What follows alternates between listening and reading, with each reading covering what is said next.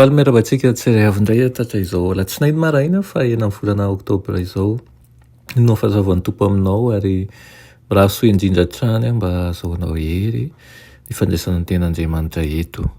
Aloha indirantsika ny mofinainana io dia hivavaka isika. Tompoandriamanitra io atolotra ianao ny teran'ny laza, ny asa sy ny voninahitra. Sotroanao izay fa mbola nomeno tombontsoa lehibe indray-ankehitriny teny ahafahanay mandray ny teninao. Mangataka aminao mba hamoky zava-tsy ho anay amin'ity maraina ity. Aminaran'i Jesosy, amen. Lohateny mofinainantsika androany dia manao hoe fehezin'ny hery avy any ambony.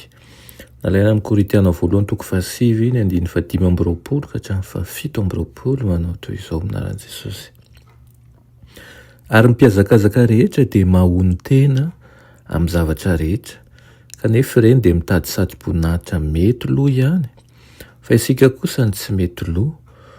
Raha izao ary dia mihazakazaka nefa tsy toy ny manao kitoto ary mamely totoandro nefa tsy toy ny mamely ny rivotra, fa asiako mafy ny tenako mangana ka andevoziko, fa andao na dia efa mitory tamin'ny sasana azy aho dia ho lavina kosa ny tenako. Amen.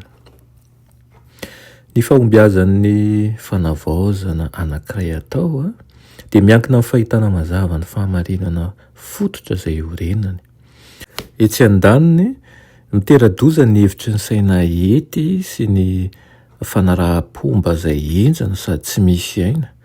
Etsy ankilany kosa dia vao maika mampidi-doza lavitra ny fahalalana diso tafahoatran'izay zari-baranahany izay tsy misy fitandremana. Ny fototra iorenan'ny fanavaozana maharitra rehetra dia ny lalàn'Andriamanitra. Tokony ho samy mahatsapa ny tsirairay fa tena ilaina ny fitandremana an'io lalàna io. Tsy maintsy asandatra ho eo mason'ny vahoaka ny foto-kevitra iorenan'izay maharitra mandrakizay. Ny iray amin'ny vokatra mampahonena indrindra avy amin'ny fahotana tany am-boalohany dia ny nahaverezan'ny olona ny heriny izay feny tenany. Ny vatana no an'ny mpanelanelana izay azahoany fanahy misandatra eo amin'ny fanorenana ny toetra mampanahy.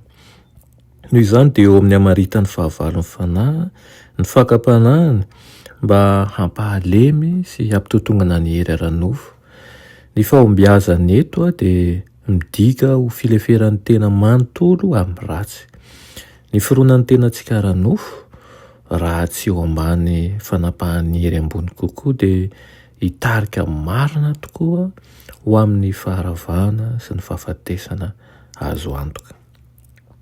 Tsy maintsy ampileferina ny vatan'ny tena. Ireo hery ambony kokoa eo amin'ny olona ny tokony hanapaka azy, tokony hifery ireo fihetsem-po, ny sitrapo, ary izy io indray dia tokony ho fehezin'Andriamanitra. Ny herin'ny saina mandanjalanja no hamasin'ny fahasoavan'Andriamanitra no tokony hanapaka ny fiainantsika. Teo amin'ny fomba fivavahana fahiny izay nampiseho ara-tandedina ny filazantsara dia tsy misy fanatitra nisy kilema azo nentina teo amin'ny alitaran'Andriamanitra.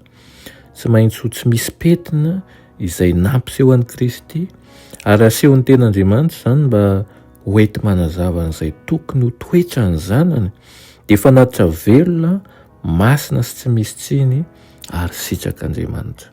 Ny fahombiazan'ny fanavaozana izay ataontsika izany dia mba hampahomby azy dia tsy maintsy miankina mandrakariva ary ao anatin'ny fitandremana lalàn'Andriamanitra isika.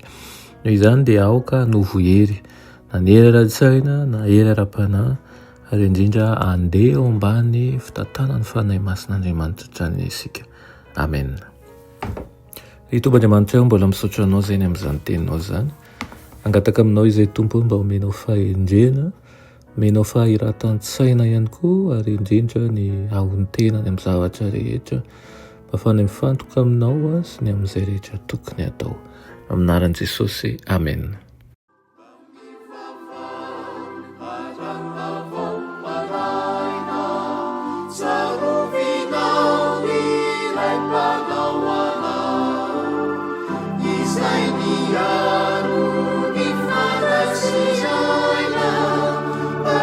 Salam